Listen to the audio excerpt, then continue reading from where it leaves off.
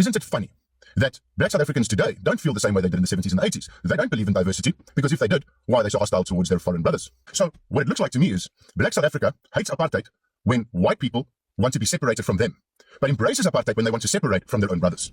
No, my good sir, those two are not nearly the same. You're not going to come here and tell me that you're going to compare the system of apartheid to the modern day frustrations that black South Africans are directing at the state of illegal immigration today. And by the way, I'll also just say the wording brothers and sisters, it's a form of emotional gaslighting. It's an emotionally manipulative tactic that wants you to react emotionally instead of thinking logically.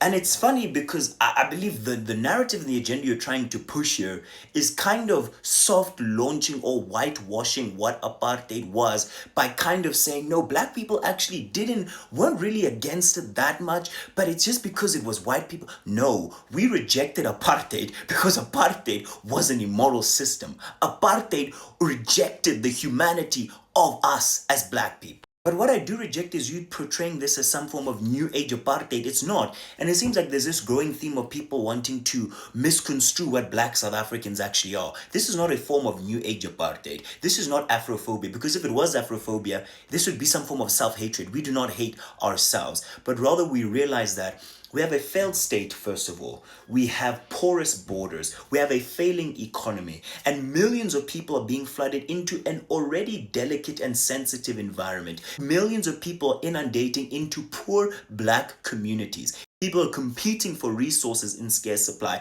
competing for access to use public facility, public infrastructure and public facilities that are already failing due to poor governance and corruption. And people are saying that these people are exacerbating social ills in their communities. That's not a form of apartheid. Neither is it a rejection of diversity as a fundamental principle, but rather that the South African state should prioritize South African citizens first and always, just as the National Party sought to advance the interests of the folk at all times.